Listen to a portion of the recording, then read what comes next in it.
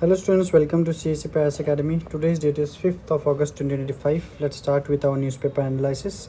अगर आपको इस एनालिसिस का PDF चाहिए तो आप हमारे Telegram channel that is @CSCP_Assam को फॉलो कीजिए. So the announcement once again students, ये this Saturday that is 9th of August 2025 को CSC Paris Academy is going to host the biggest civil services seminar in the region, जहाँ पर हमारे speaker होंगे Anil Swarup sir, जो कि x IAS officer हैं और वो former coal and education secretary to the government of India रह चुके हैं, जो आपको in depth knowledge about the civil services and its preparation को अच्छे से कैटर करना सिखाएंगे. Okay, so let's see what are the topics that we will be discussing today. We will be discussing India's battery waste management. ये important क्यों है वो हमें देखना होगा पहले, उसके बाद मैनेजमेंट, फिर वाइल्ड लाइफ क्राइम केसेस, उसके बाद परीक्षा पे चर्चा enters Guinness world record, shifting the EV gear एक आर्टिकल आया है आज, उसका एनालिसिस, और डॉक्टर रूबुल माउट.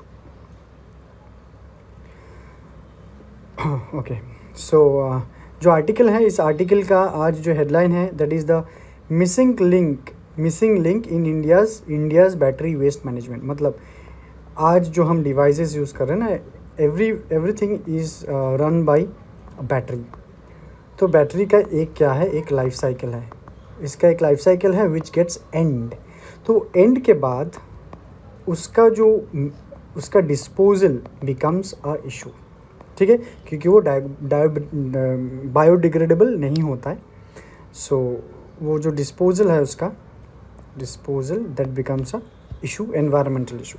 ठीक है, सो वो रिलेटेड हम क्या क्वेश्चन बना सकते हैं. देखिए, discuss the significance of the battery waste management rules 2022 in India's transition to a circular economy.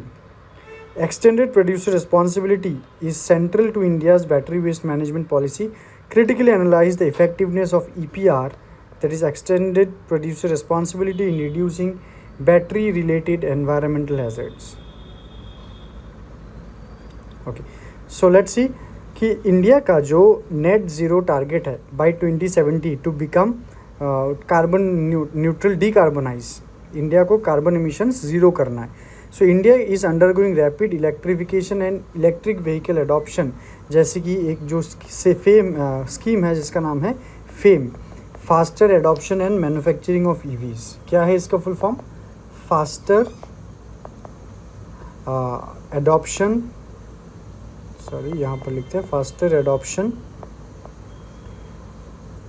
And manufacturing of EVs. ठीक है, तो बाय 2030 वो बूस्ट अप करना है यूज़ ऑफ इलेक्ट्रिक व्हीकल्स और मैन्युफैक्चरिंग. तो जो लॉन्ग रन गोल है वो 2070 तक हमें इंडिया को डीकार्बनाइज करना है. Next point, lithium battery demand is projected to grow from 4 GWh 2023 तक 139 GWh by 2035. तो ये प्रोजेक्शन है कि लिथियम बैटरी डिमांड जो आज के डेट में 4 GWh है 2023 के डेटा के हिसाब से, वो 2035 तक 139 GWh तक जाएगा. GWH का जो ये एक्रोनिम है फॉर गीगावाट आवर. ठीक है, next, rise in battery energy storage system adoption is also fuelling this demand. Battery energy storage system की बैटरी के अंदर जो उसका जो एनर्जी है वो स्टोरेज सिस्टम के एडॉप्शन भी is also fuelling the demand of battery. Now what is the concern है, क्यों डिस्कस कर रहे हैं? क्योंकि ये जो मैंने आपको पहले ही बोला कि यहाँ पर देखिए कि ये जो है वो बायोडिग्रेडेबल नहीं है, इसका डिस्पोजल एक इशू है. सो क्या इशू वो है एनवायरमेंटल कंसर्न कि improper disposal of lithium batteries. इससे क्या हो सकता है? उससे हो सकता है leakages of the hazardous materials, जैसे कि लिथियम आयन. ठीक है, ये जाकर मिट्टी के साथ मिल सकता है और वो पानी के साथ मिल सकता है. अगर जो ह्यूमन है या फिर वाइल्ड लाइफ है, अगर उस चीज़ को कंज्यूम वो करता है तो उस चीज़ को क्या देखा जाएगा, उसको वो हार्मफुल होता है for the human and wild life health. So in 2022, 7 lakh ton of lithium battery waste contributed to 1.6 million ton of total e-waste in India. देखिए बहुत ही इंपॉर्टेंट एक डेटा, 1.6 मिलियन टन्स टोटल ई वेस्ट था सिर्फ lithium ion battery का. ठीक है. Without a strong recycling framework, battery waste can derail India's environmental and circular economy goals. कि अगर एक strong framework अगर नहीं बनाया जाता है तो वो जो इंडिया का गोल है एक strong economy बनना इन lithium batteries या फिर EVs and which will contribute to the environmental goal of 2070, वो धरा का धरा रह जाएगा. ठीक है. तो गवर्नमेंट इंटरवेंशंस कुछ देख लेते हैं हम, जैसे कि battery waste management rules 2022 which has been notified to promote sustainable battery recycling.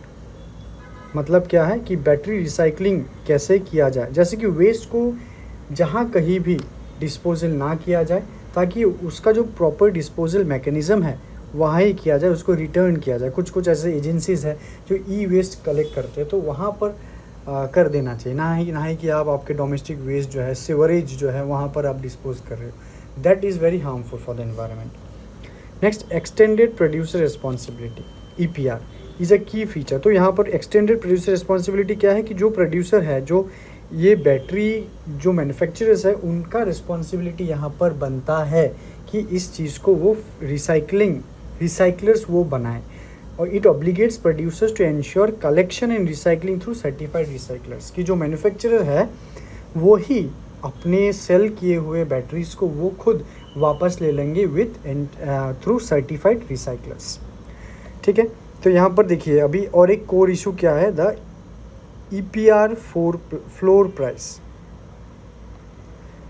The EPR certificates are issued by recyclers to producers as proof of recycling compliance. कि EPR certificates दिया जाता है issued by the recyclers to producers, कि recycler producers को ये EPR certificates देंगे कि उन्होंने recycling किया है and they are abiding by the recycling compliance. और a minimum EPR floor price compensates recyclers for infrastructure. तो एक minimum अगर फ्लोर प्राइस सेटअप कर दिया जाए तो ये रिसाइकलर को कंपेंसेट करेगा for developing infrastructure, labour cost और एडवांस रिसाइकलिंग टेक्नोलॉजीज़ को डेवलप करने के लिए. अभी इसका करंट चैलेंज क्या है, जो EPR फ्लोर प्राइस है वो बहुत ही ज़्यादा कम है, जो कि वो रिसाइकलिंग का जो वायबिलिटी है वो मार खा रहा है. That becomes financially unviable. ठीक है. फॉर द लेजिटिमेट रिसाइकलर्स, कि जो पैसा उनको दिया जा रहा है बाय द मैन्युफैक्चरर्स वो बहुत ही ज़्यादा कम है. तो इसी वजह से उस सेक्टर में रिसाइकलर्स बिजनेस करने को नहीं आ रहे. Okay. So what is extended producer responsibility. देखिए यहाँ पर कि producer uses recycled materials to manufacture the products and market. फिर retailer sells the product, consumer buys and uses the product. Producer is responsible to collect, process, recycle and dispose of the packaging of the product. फिर से producer uses the recycled material and manufacture, जो मैंने आपको बताया. तो way forward क्या है कि ये जो लो फ्लोर प्राइस है उसको रिविजिट किया जाए और उसको इंक्रीज़ किया जाए to reflect the actual cost. Strengthening monitoring and enforcement mechanisms to prevent fraud. Incentivising formal recycling infrastructure technology investment. ठीक है. Next, wildlife crime cases. सो देखिए यहाँ पर न्यूज़ क्या है. 305 wildlife crime cases registered in North East, 178 in Assam. 305 wildlife crime cases है और 178 असम में रजिस्टर्ड हुआ है. तो अभी हमें देखना होगा कि ये वाइल्ड लाइफ क्राइम केस है क्या. तो पहले क्वेश्चन पे नज़र डालते हैं. The north eastern region of India is emerging as a hotspot for wildlife crime. Analyse the socio economic and geopolitical factors contributing to this trend. तो जो वाइल्ड लाइफ क्राइम है जैसे कि poaching एक wild life crime है. फिर illegal trade off animals और animal के बॉडी पार्ट्स, इलीगल ट्रेड। फिर वाइल्ड लाइफ के हैबिटेट डिस्ट्रॉय करना, वो भी वाइल्ड लाइफ क्राइम होगा। So the Northeast region has witnessed a notable number of wildlife crime cases over the past 5 years, raising serious concerns for conservationists and policymakers. तो थोड़े से data देखते हैं आप। मेघालय में 170, असम में है 178, मेघालय में है 71, त्रिपुरा 30, अरुणाचल में 14, मणिपुर और नागालैंड में 5-5 ईच और मिजोरम में 2। So let's see what are the legal and institutional framework जो प्रोटेक्ट करता है। The first one is the Wildlife Protection Act 1972, which empowers the state governments and UT administrations to act against wildlife crimes through seizures, arrests and prosecutions. जब्त करना, arrest करना जो involve है और prosecute करना in the court of law. Primarily responsibility for protection, conservation and enforcement ties with respective states. Wildlife Crime Control Bureau है यहाँ पर, जो collates and share intelligence with the states की कहाँ क्या हो रहा है, वो अंदर का जो खबर है वो स्टेट्स को दिया जाता है, पुलिस को. In issues actionable alerts to illegal wildlife trade. It organises capacity building programmes for police, forest official, custom officers और बॉर्डर गार्डिंग ऑफिसर्स फोर्सेस. तो इश्यूज़ क्या है? High incidence of Assam. It indicate persistent threats to the biodiversity. कि असम में इतने जो ज़्यादा cases है 178, ये दिखाता है कि इंडिया के बायोडाइवर्सिटी जो है वो ज़्यादा थ्रेट में है. Fluctuations in yearly data point of varying enforcement intensity और रिपोर्टिंग मैकेनिज्म. कि हर साल डेटा कंसिस्टेंट नहीं है, ऐसा भी नहीं है कि सेम रह रहा है, ऐसा भी नहीं है कि कम होते आ रहा है, कभी कम कभी ज़्यादा, ऐसा फ्लक्चुएट होता है. तो वो क्या दर्शाता है कि शायद रिपोर्टिंग मैकेनिज़म्स में कुछ खराबी है कि रिपोर्ट्स नहीं हो रहे केस, या फिर जो एनफोर्समेंट जो है, जो ये जो एक्ट है, ये जो नियम है वो जो एनफोर्स हो रहा है उसमें क्या देखने को मिलेगा, वहाँ पर आपको लैप्स देखने को मिलेंगे कि हर साल जो एनफोर्समेंट है वो करेक्टली नहीं हो रहा है. Then what are the way forward? Strengthening state level enforcement mechanisms. Then improved inter agency coordination, different agencies के बीच कोऑर्डिनेट करवाना डिपार्टमेंट्स के बीच. देन एनहेंस कम्युनिटी इन्वॉल्वमेंट, कि वहाँ जो रीजन है उस रीजन में जो कम्युनिटीज़ है उनको लोकल कम्युनिटीज़ को इन्वॉल्व करना थ्रू अवेयरनेस और local monitoring. Then investment in technology based surveillance and tracking of wildlife crime. ठीक है, okay. Now let's see the next news, that is Pariksha Pe चर्चा. जो कि आपने देखा होगा कि परीक्षा से पहले जो नरेंद्र मोदी स्टूडेंट्स के साथ वो ऑनलाइन और ऑफलाइन वो क्या करते, एक सेशन सेमिनार जैसे करते हैं, वो उसका नाम है परीक्षा पे चर्चा. सो वो परीक्षा पे चर्चा 2025 वो Guinness Book of World Record में एंटर हुआ है. सो लेट्स डिस्कस कि क्या है इसमें Guinness Book of World Record में एंटर होने के लिए. So earned a place in Guinness World Records 2025 for achieving the most people registered on a citizen engagement platform in 1 month. कि एक महीने में सबसे ज़्यादा लोग रजिस्टर हुए हैं, ऐसा कोई प्लेटफॉर्म अभी पहली बार दुनिया में देखने को मिला है.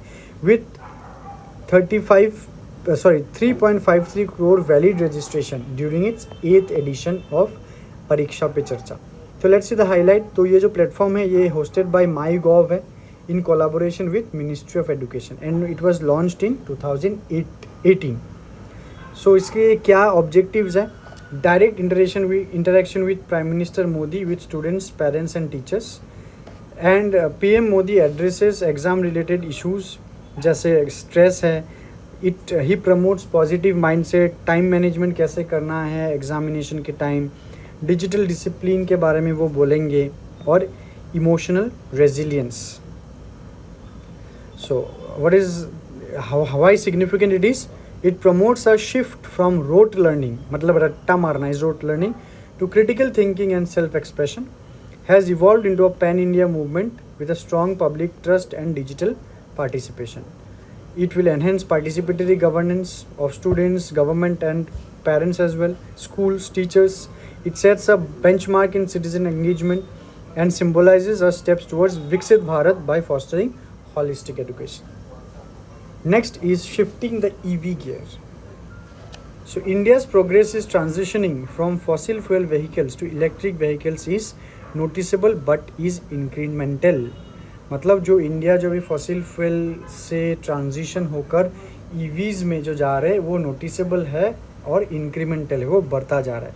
सो क्वेश्चन यहाँ क्या बनता है, shifting the EV gear in India requires more than just adoption incentives. It needs ecosystem transformation critically analyse. Okay, तो देखते जो करंट स्टेटस क्या है या चैलेंजेस क्या है. 8% ऑफ टोटल व्हीकल सेल्स ये ईवीज हुआ है पास्ट 10 साल में,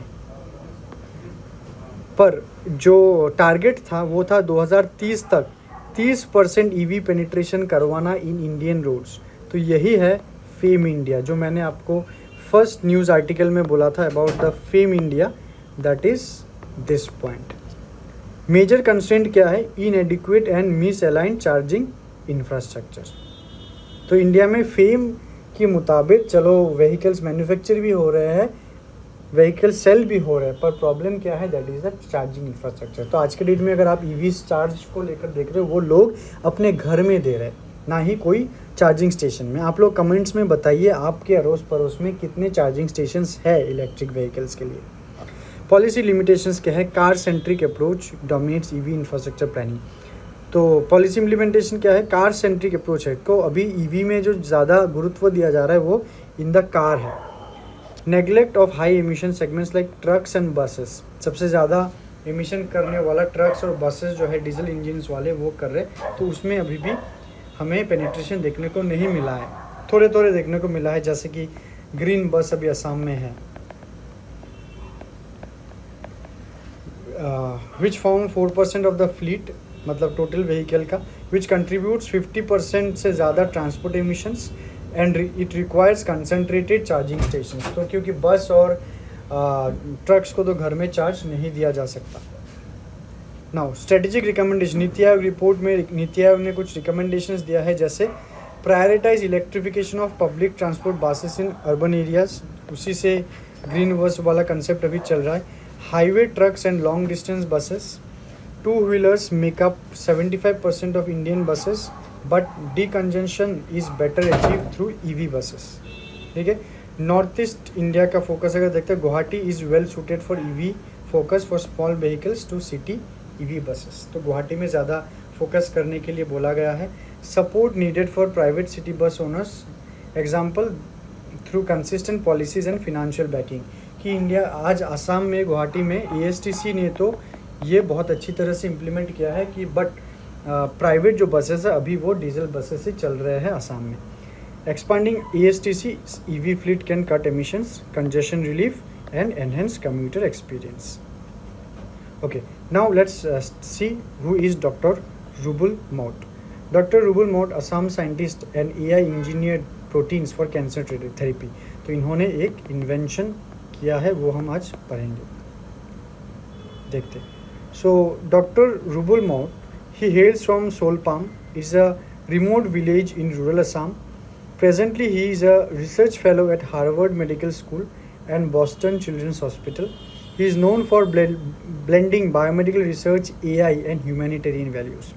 So, what is this scientific breakthrough? He has designed AI-designed synthetic proteins for cancer immunotherapy. AI-generated synthetic proteins that enhance T-cell production, crucial in cancer treatment. तो ये जो T-cell है, ये सबसे ज़्यादा इम्पोर्टेंट है कैंसर को. कैंसर के जो सेल्स है उसको मारने में T-cell सबसे ज़्यादा कार्यकारी है. तो वो T-cell प्रोडक्शन में उन्होंने सिंथेटिक प्रोटीन डेवलप किया है with the help of AI. So this is he focuses on the top notch signaling pathway vital for T-cell differentiation. चलिए ये थोड़ा सा साइंटिफिक ज़्यादा हो गया है. Innovation soluble synthetic ligands replace traditional costly lab bound methods. तो जो भी ज़्यादा चीप होगा.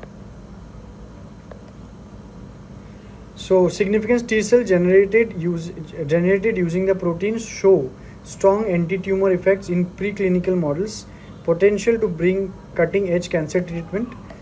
shifts represents a paradigm shift and AI biotech convergence. Dr. Rubul Maut, he is the author of Muru Eta Hopun Ase, which was published in 2017 in SMEs. Okay, so that is his motto. So students, अगर आपको GS Foundation batch लेना है then CSPS Academy is always there for you. आप हमारे इस number पे call करके admissions ले सकते हो. Till then